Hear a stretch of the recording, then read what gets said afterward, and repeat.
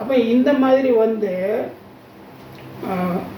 அப்போ இங்கே பணிவிடை செய்ய வரும்போது மோசேக்கே யாத்திராகம் 40:11 வாசிக்கும்போது கர்த்தர் கற்பித்தபடியெல்லாம்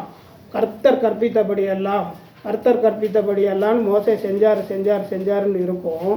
ஆனால் பார்த்தீங்கன்னா 40:33 கடைசியில் பாருங்கள் என்ன இருக்கும், இவ்விதமாய் மோசே வேலையை செய்து முடித்தான்னு இருக்கும். அப்போ செய்து முடித்தாதான் நீங்கள் விடை பெற முடியும். அப்போ செய்து முடிக்கிறவர்கிட்ட தான் ஒரு வேலையை கொடுக்க முடியும். இல்லைன்னா அவன்கிட்ட கொடுக்காதப்போ அவன் அரைகுறையாக முடிச்சுட்டு போயிடுவான்னு. இவருமே அரைகுறையாக முடிச்சிட்டாரு. ஏன்னா கண்மலையிட்ட பேசு, நான் ஜனங்கள் மத்தியில் மகிமைப்படணும்னு கடவுள் சொல்லும்போது என்ன நடந்துச்சு, இவர் பதட்டத்தில் மறந்து போய் முன்ன மாதிரியாக அடிச்சிட்டாரு இல்லையா. அப்போ இவர் எங்கும் உண்மையிலவராக இருந்தாலும் கானான் தேசத்துக்குள்ளே பிரவேசிக்கிற அந்த சிலாக்கியத்தை இழந்துட்டார். அப்போ கடவுளுடைய ஊழியத்தை உண்மையும் உத்தமமாக ஒவ்வொரு வரியாக வார்த்தையாக உள்வாங்கி அதன்படி செயல்படணும். அப்போ அதை செயல்படுறது மட்டும் இல்லாமல் எப்படி செயல்படணுமோ ஓட்டமாக நிற்காமல், எப்படி ரத்தம் நம்ம சரீரத்தில் நிற்காமல் ஓடுதோ அது மாதிரி அவருடைய பணிபடையை செய்யணுங்கிறது தான் இந்த நாளினுடைய தலைப்பின் செய்தியாக இருக்கிறது. எரேமியா 48:10 சொல்லும்போது கர்த்தருடைய வேலையை அசதியாய் செய்கிறவன் சபிக்கப்பட்டவன் இருக்குது. இன்றைக்கி செய்யலாம், நாளைக்கு செய்யலாம், அடுத்த மாதம் செய்யலாம் அப்படிலாம் தள்ளி போடக்கூடாது. ஆண்டவர் உங்களுக்கு ஒரு வேலையை கொடுத்தாருன்னா அந்த வேலையை நம்ம திட்டமும் தீவிரமாக எடுத்து செய்யணும். அதான் தீவிரித்து புறப்படுவார்கள்ங்கிறார் இல்லையா. வேதத்தில் உள்ள வார்த்தைகள் பார்த்திங்கன்னா நெகேமியா 6:3 அந்த சன்பல்லாத்தும் கேசேமும் நெகேமியாவை சமாதான பேச்சுவார்த்தை கூப்பிட்டு நம்ம பேச்சுவார்த்தையின் மூலமாக தீர்த்துக்கலாம், அலங்கம்லாம் கெட்ட வேண்டான்னு அதை தடை பண்ண போகும்போது நெகேமியா 6:3 அவர் என்ன சொல்றார் பாருங்க. நான் அவர்களிடத்திற்கு ஆட்களை அனுப்பி நான் பெரிய வேலையை செய்கிறேன், நான் வரக்கூடாது, நான் அந்த வேலையை விட்டு உங்களிடத்திற்கு வருகிறதினால், அது மெனக்கட்டு போவானேன்னு சொல்லிட்டு கடவுளுடைய வேலையை நான் பெரிய வேலையை செய்கிறேன்காரு. அந்த பெரிய வேலையை அவர் எடுத்து செஞ்சதுனால தான் அதுக்கு பெரிய வேலையிலலாம் பதவியிலலாம் அவர் அமர முடிஞ்சது இல்லையா. ஆக கடவுளுடைய ஊழியங்கிறது சாதாரண விஷயம் கிடையாது. அப்போ இப்போ யோவான் ஸ்நானகரை பற்றி சொன்ன இந்த பவுலுடைய தொடக்கமும் பணிவிடை ஓட்டமும் எப்படி இருந்துச்சு அப்படின்னு பார்த்தீங்கன்னா, அவர் அசதியாக செஞ்சாரா, அவர் தான் ஓட்டங்கிற வார்த்தை அதிகம் பயன்படுத்துகிறாச்சு. அப்போஸ்தலர் 9:19-20 வாசிச்சு பாருங்கள். பின்பு அவன் போஜனம் 9:19-20 அதான் நீங்கள் வாசிச்ச சார் தான். பின்பு அவன் போஜனம் பண்ணி பலப்பட்டான். சவுல் தமஸ்குவில் உள்ள சீசருடனே சில நாள் இருந்து தாமதமின்றி கிறிஸ்து கடவுளுடைய குமாரன் என்று ஆலயங்களிலே பிரசங்கித்தான் பாருங்க. அந்த 3 நாள் புசியாமலும் குடியாமலும் கடவுளை அந்த ஒளியினால் அடிக்கப்பட்டதுனால அவர் கண் பார்வை இழந்ததுனால அந்த 3 நாள் மட்டும்தான் அவர் ஓய்வில் இருந்தார். அன்னைக்கு புறப்பட்டவர் தான் நான் இப்பொழுதே பானபலியாக வார்க்கப்பட்டு போகிறேன். நல்ல போராட்டத்தை போராடின விசுவாசத்தை காத்து கொண்டேங்கார். நல்ல போராட்டங்கார். இந்த ஓட்டத்தை முடித்தேன்கார். ஓட்டத்தை முடித்தேன். இங்கே வேறு யாராவது சொல்கிறாங்களா பாருங்கள். இவர் தான் யோவான் ஸ்நானகரை அவர் பணிவிட ஓட்டத்தை நிறைவேற்றுகிற போதுங்கார் இல்லையா. இதுலேயே நீங்கள் 20ஆம் அதிகாரம் 22-23 வாசிங்க. அப்போஸ்தலர் 20:22-23 20-22-23 இப்பொழுதும் நான் ஆவியிலே கட்டுண்டவனாய் எருசலேமுக்கு போகிறேன். அங்கே எனக்கு நேரிடும் காரியங்களை நான் அறியேன். கட்டுகளும் உபத்திரங்களும் எனக்கு வைத்திருக்கிறது என்று பரிசுத்தமானவர் பட்டணந்தோறும் தெரிவிக்கிறதை மாத்திரம் அறிந்திருக்கிறேன். ஆகிலும் அவைகளில் ஒன்றையும் குறித்து கவலைப்படேன். என் பிராணனையும் நான் அருமையாக எண்ணேன். என் ஓட்டத்தை சந்தோஷத்தோடு முடிக்கவும் கடவுளுடைய கிருபையின் சுவிசேஷத்தை பிரசங்கம் பண்ணும்படிக்கு நான் கர்த்தராகிய இயேசு கிறிஸ்துவினிடத்தில் பெற்ற ஊழியத்தை நிறைவேற்றவுமே விரும்புகிறேன்னு அங்கே 13:25 சொன்னதில் அந்த பணிவிடைங்கிற வார்த்தையை தவிர இங்கே எல்லாம் வந்துடுச்சு. ஆனால் பணிவிடைன்னு என்னங்கிறத இங்கே ஊழியன்னு சொல்லிட்டார் இல்லையா. கர்த்தராகிய இயேசு கிறிஸ்துவில் பெற்ற ஊழியத்தை நிறைவேற்றவுமே விரும்புகிறேன்னு சொல்லி அவரை நிறைவேற்றுகிற போதுன்னாரு, இங்கே நிறைவேற்றுங்கிறாரு. அப்புறம் நம்ம முதல்ல சொன்னோமே, அதில் நல்ல போராட்டத்தை போராடினேன், விசுவாசத்தை காட்டுக்கொண்டேன், ஓட்டத்தை முடித்தேன்கிறார். அப்போ இது ரிலே ரேஸு. அப்போ பவுல் மாதிரி சீசர்களை உருவாக்கின ஒரு அப்போஸ்தலர் யாருமே இல்லை. 12 அப்போஸ்தலருக்கு பின்னாடி வந்தவர் இவருக்கு அப்போஸ்தலர் பட்டம் யார் கொடுத்தான்னு தெரியாது. ஆனால் அந்த அப்போஸ்தலர் பட்டத்தை தகுதிப்படுத்திக்கிட்டவர் இவர். கடவுள் தகுதியானவர்களை முன்குறித்து அழைக்கிறது இல்லை, தகுதியே இல்லாதவர்களை முன்குறித்து தான் அவர் தகுதிப்படுத்துவார் இல்லையா. நீங்கள் வேணால் பாருங்களேன், அந்த யாத்திராகம புஸ்தகத்தில் ஆரோனை கூப்பிட்டு உன் கையில் இருக்க கோலத்துக்கு கீழே போடு அப்படின்னு சொல்லுவார். ப்ரொஃபஷனலாக ஏற்கனவே அரண்மனையில் இருக்கணும் யார், மந்திரவாதிகள், அவங்களும் கோலத்துக்கு போடுவாங்க, அது பாம்பாக மாறும். இவர் ப்ரொஃபஷனலிஸ்டாக கிடையாது. ஆனால் இவர் போட்ட கோல் பாம்பாக மாறி அதெல்லாம் விழுங்கிடுச்சு. அப்போ ஜெயம் யாருக்கு? ஆரோனுக்கு, கடவுளுக்கு. அப்போது நம்ம கடவுள் தகுதி இல்லாதவர்களை அழைத்து தகுதிப்படுத்தி உயர்த்தக்கூடியவர். அப்போ இந்த இடத்துல பார்க்கும்போது இந்த இவரை பற்றி பார்க்கும்போது 2 தீமோத்தேயு 4:7-8-5 2 தீமோத்தேயு 4:7-8 சீர்கேடும் கிளவிகள் பேச்சு நல்ல போராட்டத்தை போராடினேன், ஓட்டத்தை முடித்தேன், விசுவாசத்தை காத்துக்கொண்டேன். இது முதல் நீதியின் கிரீடம் எனக்காக வைக்கப்பட்டிருக்கிறது. நீதியுள்ள நியாயாதிபதியாகிய கர்த்தர் அந்நாளிலே அதை எனக்கு தந்தருள்வார். எனக்கு மாத்திரமல்ல, அவர் பிரசன்னமாகுதலை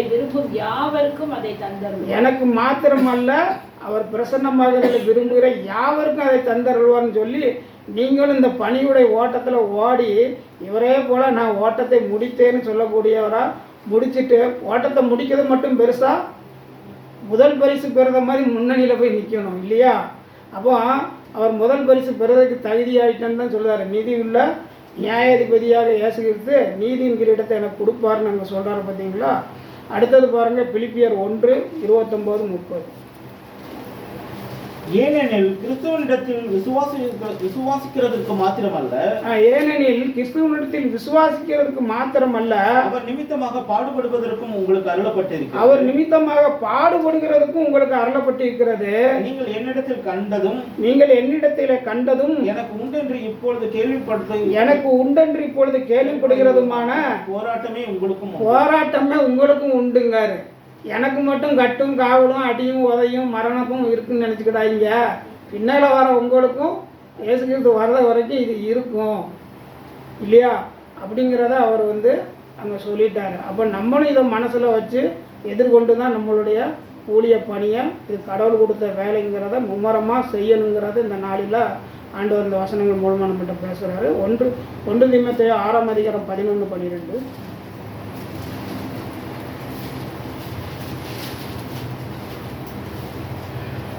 நம்முடைய கர்த்தராகிய இயேசு கிறிஸ்து கிறிஸ்தவமாகும் வரைக்கும் இல்ல, நீயோ கடவுளுடைய மனுஷனே இவைகளை விட்டு ஓடி, இவைகளை விட்டோடி நீதியையும் தேவ பக்தியையும் விசுவாசத்தையும் அன்பையும் பொறுமையையும் குணத்தையும் அடையும்படி நாடு. சாந்த குணத்தையும் அடையும்படி நாடு. விசுவாசத்தின் நல்ல போராட்டத்தை போராடு. விசுவாசத்தின் நல்ல போராட்டத்தை போராடு. நித்திய ஜீவனை பற்றிக்கொள். நித்திய ஜீவனை பற்றிக்கொள். அதற்காகவே நீ அழைக்கப்பட்டாய். அதற்காகவே நீ அழைக்கப்பட்டாய். அநேக சாட்சிகளுக்கு முன்பாக அநேக சாட்சிகளுக்கு முன்பாக நல்ல அறிக்கை பண்ணினவனுமாய் இருக்கிறான்னு சொல்லி தீமோத்தேயுக்கு எழுதும்போது நான் விசுவாசத்தை காத்துக்கொள்ள சொல்றாரு, நல்ல போராட்டத்தை போராட சொல்றாரு, நித்திய ஜீவனை பற்றி கொள்ளுன்னு சொல்லி அவர் வந்து சீசனுக்கு சொல்றாரு. அப்போ இங்கே வந்து ஒரு ரிலே ரேஸ் மாதிரி டார்ச்சை கைமாற்றி விடுறாரு. தீத்து தீமோத்தேயுன்னு அவர் ஒனேசிமு அப்படின்னு சொல்லி ஒவ்வொருத்தரையாக அவர் தேர்ந்தெடுத்து கைமாற்றி விடுறாரு. அப்போ நம்மளோட முடிஞ்சு போகக்கூடாது, இந்த ஊழியம் கைமாற்றி விடக்கூடியதாக இருக்கணும். அதுக்கு நம்ம பிரயாசப்படுகிறவளாக இருக்கணும். அதுதான் அவர் சொல்றாரு, நான் ஓடினதும் பிரயாசப்பட்டதும் வீணாய் போகாதபடிக்கு எண்ணிக்கை உள்ளவர்களுக்கு போதித்தேன்கிறாரு. நம்மளும் நிறையா திரண்டுங்க கூடியது கிடையாது. நம்ம சபையில் ஆட்கள் கம்மி தான், ஆனால் எல்லாரும் பிரசங்கம் பண்ணுவோம், எல்லாரும் வேதம் தியானம் பண்ணுவோம் இல்லையா. ஆனால் வந்து வெளி சபையில் கூட்டம் அதிகமாக இருக்குது. ஆனால் வந்து யாரையாவது ஜெபம் பண்ண சொன்னால் கூட காய்ச்சல் வந்துடுது இல்லையா, அந்த அளவுக்கு இருக்கிறாங்க. அதனால தான் ஓடினதும் பிரயாசப்பட்டும் வீணாய் போகாதபடிக்கு எண்ணிக்கை உள்ளவர்களுக்கே போதித்தேன். நிறைய கூட்டத்தை சேர்த்து வச்சுக்கிட்டு சொல்லணுங்கிறது இல்லை. 4 பேர்னாலும் 4 பேர் நல்லா உள்வாங்கணும். நீ தேவாலயத்துக்கு போகும்போது ஒரு நடைய காத்துக்கொள்ளுங்காரு இல்லையா. அப்போ நீங்கள் வந்து கேட்குறதுல தீவிரமாக இருங்கிறாரு இல்லையா. அதனால் கேட்குறதுல தீவிரமாக இருக்கணும். நம்ம இயேசு கிறிஸ்துவை கவனித்து பாருங்கள்ங்கிறாரு. அப்போது 1 கொரிந்தியர் 9ஆம் அதிகாரம் 24, 25 என்ன சொல்கிறாரு பாருங்கள். 9:24-25 பந்தய சாலையில் ஓடுகிறவர்கள் எல்லாம் ஓடுவார்கள், ஆகிலும் ஒருவனே பந்தயத்தை பெறுவான் என்று அறியீர்களா? பந்தய சாலையில் ஓடுகிறவர்கள் எல்லாரும் ஓடுவார்கள், ஆகிலும் ஒருவனே பந்தயத்தை பெறுவான் என்று அறியீர்களா? நீங்கள் பெற்றுக்கொள்ளத்தக்கதாக ஓடுங்கள். நீங்கள் பெற்றுக்கொள்ளத்தக்கதாக ஓடுங்கள். மாரத்தான் ரேஸ் மாதிரி ஒரு ஊரே திரண்டு ஓடி பின்னால் போய் கூல் ட்ரிங்க்ஸ் குடிக்க மாதிரி போகக்கூடாது. நம்ம ஓட ஆரம்பித்தோம்னா ப்ரைஸை பெற்றுக்கொள்ள மாதிரி தான் ஓடணுங்கிறாரு. பந்தயச்சாலையில் வந்து ஓடுகிறவர்கள் எல்லாரும் ஓடுவார்கள், ஆனால் பந்தயத்தை பெறணும்னு ஏக்கத்தமாக ஓடுறோம் யார்? ஃபஸ்ட்டு ப்ரைஸ் செகண்ட் ப்ரைஸை கூட அவன் மைண்டில் வைக்க மாட்டான். அந்த மாதிரி ஓடுங்கிறாரு. அடுத்த வசனம் பாருங்கள். பந்தயத்திற்கு போராடுகிற யாவரும் பந்தயத்திற்கு போராடுகிற யாவரும் எல்லாவற்றிலேயும் இச்சையடக்கமாய் இருப்பார்கள். அவர்கள் அழிவுள்ள கிரீடத்தை பெறும்படிக்கு அப்படி செய்கிறார்கள். நாமோ அழிவில்லாத கிரீடத்தை பெறும்படிக்கு அப்படி செய்கிறோம். நாமோ அழிவில்லாத கிரீடத்தை பெறும்படிக்கு அப்படி செய்கிறோம். அழிவில்லாத கிரீடம் யார் கொடுப்பான்னு சொன்னாரு? நீதியுள்ள நியாயாதிபதியான இயேசு கிறிஸ்து அதை எனக்கு தருவார்னு சொன்னார். அவர்கிட்ட கிரீடம் வாங்குற மாதிரி இருங்க. இங்கே வாங்குற கிரீடம்லாம், இங்கே வாங்குகிற பழக்கம் கோப்பை அதெல்லாம் அழிஞ்சு போயிடும். அழிந்து போயிட இந்த கோப்பைக்கும் கிரீடத்துக்கும் இந்த பதக்கத்துக்குமே இப்படி ஓடுதாங்கன்னா நம்ம எப்படி உயிரை கொடுத்து ஓடணுங்கிறாரு. அதுதான் பணிவிடை ஓட்டம்னு அங்கே சொல்ல வர்றாரு. அடுத்த 2 தீமோத்தேயு 3:12 பாருங்கள். அன்று என் கிறிஸ்து இயேசுவுக்குள் தேவ பக்தியாய் நடக்க மனதாய் இருக்கிற யாவரும் துன்பப்படுவார்கள். பார்த்தீங்களா, ரொம்ப ஈஸியாலாம் வந்து நீங்கள் ஊழியம் செஞ்சிட முடியாது. ஈஸியாக நீங்கள் பெரிய அது என்ன சொல்கிறது, பெரிய பெரிய காரியங்களெல்லாம் ஊழியத்தில் செய்யணும்லாம் நினைக்கவே முடியாது. சாதாரண விஷயத்தையும் கூட நீங்கள் எளிமையாக செய்ய முடியாது. அவ்வளவு கஷ்டம் ஊழியம் பண்ணுறது. சகோதரனே நம்மளை வந்து அந்த அளவுக்கு விமர்சனம் பண்ணுவான். சகோதரனே நம்மளை வந்து அந்த 4 மேடை நீங்கள் ஏறி பேசிட்டீங்கன்னா அடுத்தால வந்து இங்கே ஹீரோத்தனம் பண்ண ஆரம்பிச்சிட்டாரு அவர் அப்படிங்கிற மாதிரி சொல்லுவாங்க பிரசங்கியார. நான் வந்து பொதுவில் சொல்கிறேன். அப்போ ஏன்னா எனக்கு ஒரு அனுபவம் இருந்துச்சு. நம்ம புது செய்தியாக சொல்கிறோம். வேத வசனத்தை பிரசங்கிக்க தெரியாத சபைகளில் என்னன்னு பார்த்தீங்கன்னா, நான் வந்து எதை எடுத்துக்கிட்டு நான் ஊழியம் செய்கிறேன்னா, இயேசு கிறிஸ்து வந்து மத்தேயு கடைசி அதிகாரத்தில் என்ன சொல்லிட்டு போனார்? நீங்கள் புறப்பட்டு போய் சகல ஜாதியையும் சீசராக்கிங்க. அப்போ புறப்பட்டு போய் நம்ம சொல்லணும். அப்படிங்கிறனால தான் நான் ஒரு சபையில் மெம்பராக இருந்தாலும் எல்லா சபையிலும் போய் மெம்பராகிக்கிறதே கிடையாது. ஒரு சபையில் மெம்பராக இருக்கிறோம், ஆனால் வேத வசனத்தின்படி புறப்பட்டு போய் எல்லா இடத்துக்கும் சுவிசேஷத்தை சொல்கிறோம். அங்கே திருத்துவம் இருக்கா? இருந்துட்டு போகுது. திருத்துவம் இல்லை. திருத்துவம் எப்போ உட்புகுத்தப்பட்டதுன்னு நிசியன் கவுன்சில் கிரீட அக்ரிமெண்ட்டை படிங்கன்னு சொல்லி நம்ம அங்கே போதிக்கிறோம். அதே மாதிரி அந்நிய பாஷை பேசுகிற சபையாக இருந்தால் அந்நிய பாஷை நீங்கள் பேசுகிற அந்நிய பாஷை அல்ல, நீங்களாக ஒரு பரவச பாஷையை பேசுகிறீங்கன்னு வேத வசன ஆதாரங்களோட அந்நிய பாஷையை குறித்து நம்ம அங்கே சொல்லிட்டு தான் வர்றோம். அப்போ வந்து நம்ம போய் அங்கே அவங்களோட மெர்ஜ் ஆகலை, நம்ம வந்து அவங்களுக்கு வந்து விஷயத்தை எடுத்து காட்டுறோம் இல்லையா. அப்போ உடனே அவன் சொல்ல தெரியாதவன் என்ன சொல்லியிருந்தான், இந்த ஆளுக்கு இங்கே பேராயிருதா, அவரை கூப்பிடுங்கன்னு சொல்கிறாங்களே அப்படின்னு சொல்லிட்டு சபையில் வந்து ஹீரோவாகன்னு நினைக்கக்கூடாது. வசனம் யாருக்கு தெரியுமா, நான் தான் வசனம் நிறைய பேசுன்னு நினைக்கக்கூடாது. வசனம் வந்து பிசாசுக்கு தான் தெரியும் அப்படின்னு சொல்லி உடனே பிரசங்கத்தில் அடிக்கிறது. எப்படி பாருங்கள், பிசாசுக்கு எத்தனை வசனம் தெரியும், பிசாசும் இயேசு கிறிஸ்து எத்தனை தடவை வந்து தர்க்கம் பண்ணிக்கிட்டாங்க சொல்லு நீ. அந்த அந்த அந்த சம்பவம் அப்படியே இருக்குது இல்லையே. அந்த சம்பவத்திலேருந்து படிக்கக்கூடிய காரியங்கள் எவ்வளோ இருக்குது. வேதவசனம் அதிகமாக பேசுகிறவன பிசாசுன்னா அப்போ பைபிள் ஸ்டடின்னு சொல்லி லிங்க் கொடுப்பாங்க. அப்போ பைபிள் ஸ்டடியில் போகிறதில்ல. வெறும் ஆளாக வருவீங்களே, எங்கே ஆளை காணும். வேதவசனம் நிறைய தெரிஞ்சால் பிசாஸ் பட்டம் கட்டிடுவீங்க, வசனம் தெரியாமல் இருக்கிறது ரொம்ப நல்லதுன்னு கட் பண்ணிட்டு. அப்போ ஊழியங்கிறத வந்து சாதாரணமாக பண்ண முடியலை. ஆர்வத்தோடு போய் நம்ம ஒரு பணம் காசு சம்பாதிக்கிற எண்ணத்தில் நம்ம போய் வேதத்தை விதைக்கிறது இல்லை. எங்கே கூப்பிட்டாலும் சொந்த செலவில் ஓடி போய் நம்ம தொண்டு செய்கிறதா இதை மேன்மையாக எடுத்துக்கிறோம். எதுக்கு சொல்ல வரோன்னா, ஊழியத்தை சர்வ சாதாரணமாக எளிதாக செய்ய முடியாது. அவ்வளவு இதுகளை சந்திக்க வேண்டியது இருக்குது. அப்போ இந்த மாதிரி இது ஒரு சாம்பிளுக்காக சொல்லிட்டேன். நம்ம சபைகளை பற்றி பேசக்கூடாது, இருந்தாலும் வந்து நடைமுறையில் இருக்கிறது சொல்லி தான் ஆகணும். அப்போ இங்கே வந்து இந்த பணிவிடைங்கிறது மேன்மையான விஷயம், சாதாரணமாக எல்லாத்துக்கும் வாய்க்காது. அதுக்கு தான் ஒரு உதாரணம் நம்ம வந்து மோசேயினுடைய காரியத்தை எடுத்து சொன்னோம், யோசுவானுடைய காரியத்தை எடுத்து சொன்னோம் இல்லையா. இப்போ யோசுவா 1ஆம் அதிகாரம் 1வது வசனம் வாசிங்களா.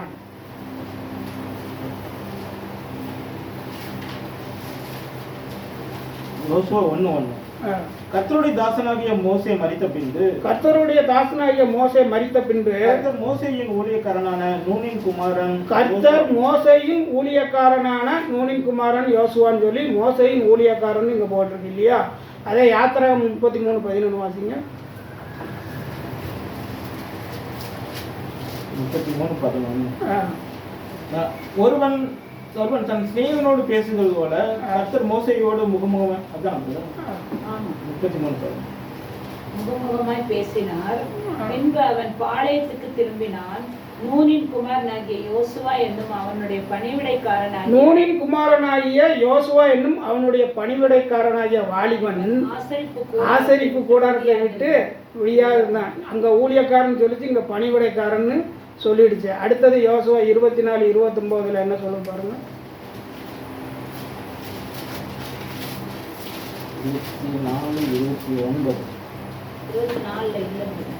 24:29 இந்த காரியங்கள் நடந்த பின்பு நூனின் குமாரனாகிய யோசுவா என்னும் கர்த்தருடைய ஊழியக்காரன் சொல்லியாச்சு. எப்படி மோசைட்ட இருந்து ஊழியம் கைமாற்றி யோசுவா கொடுக்கப்பட்ட பிறகு அதை அவர் செவ்வையா செஞ்ச பிறகு அப்போ என்னாச்சு, கர்த்தருடைய ஊழியக்காரன்னு. அப்போ அழைப்பு ஆரம்பம் அற்பமாக இருக்கும், முடிவு சம்பூர்ணமாக இருக்கும். அதனால் நம்ம வந்து சாதாரணமாக அழைப்பு சின்னது பெருசு, வேலை சின்னது பெருசுன்னு நினைக்கக்கூடாது. கொடுத்த வேலையை செய்யணும். யோசுவா என்ன செஞ்சார், அமலேக்கியரோட போய் யுத்தம் பண்ணுன்னா போனார், போய் வேவு பார்த்துட்டு வா காணாலன்னா போனார் இல்லையா. வேவு பார்த்து ஜனங்கள் வந்து நெடிது இருந்த ஜனங்களோட எங்களை கொண்டு விட்டு கொல்ல பார்க்கீங்களான்னு அழும்போது அவங்களுக்கு ஆறுதல் சொன்னவர் காலைப்பு யோசுவா தான் இல்லையா. அப்போ எல்லா வேலையிலும் இருந்தார்.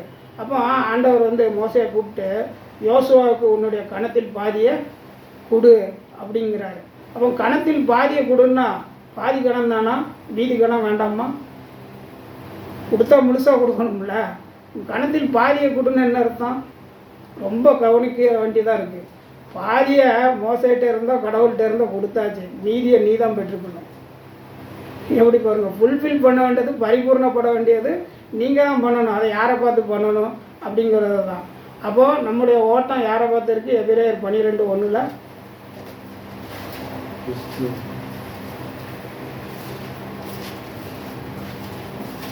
ஆகையால் மேகம் போன்ற இத்தனை திரளான சாட்சிகள் நம்மை சூழ்ந்து கொண்டிருக்க பாரமான யாவற்றையும் நம்மை சுற்றி நெருங்கி நிற்கிற பாவத்தையும் பாரமான யாவற்றையும் நம்மை சுற்றி நெருங்கி நிற்கிற பாவத்தையும் தள்ளிவிட்டு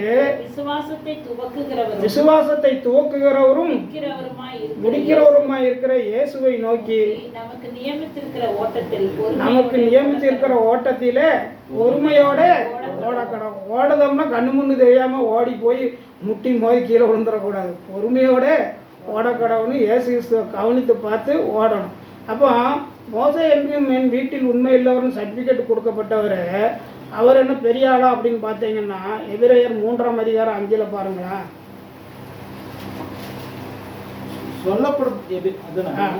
சொல்லப்பட போகிற காரியங்களுக்கு சாட்சியாக மோசே பணிவிடைக்காரனாய் அவருடைய வீட்டில் எங்கும் உண்மையுள்ளவராய் இருந்தார். அவருடைய வீட்டில் எங்கும் உண்மையுள்ளவராக இருந்தாலும் அவரும் பணிவிடைக்காரனாக தான் இருந்தார் இல்லையா? ஆக நம்ம பணிவிடை ஊழியம் ஊழியக்காரன் வேலையாள் கூலியாளுங்கிறதெல்லாம் நம்ம கூலியாளாக இருக்க வேண்டாம், வேலையாளாக இருக்கணும், ஊழியக்காரனாக இருக்கணும் இல்லையா? கூலியாக அவர் தருவார். அந்நாளில் அவர் நியாயமுள்ள நியாயாதிபதியாக இயேசு கிறிஸ்துட்ட நம்ம கிரீடம் பெற போகிறோம். அதை நோக்கி தான் நம்ம ஓடணுங்கிறது. அப்போது இயேசு கிறிஸ்துவும் என்ன சொல்கிறார் பாருங்கள், இயேசு கிறிஸ்துவை கவனித்து பாருங்கன்னு சொல்லியாச்சு. அவரை கவனிக்கிற அளவுக்கு அவர் என்ன சொல்கிறார் பாருங்கள். 4:34 யோவான்.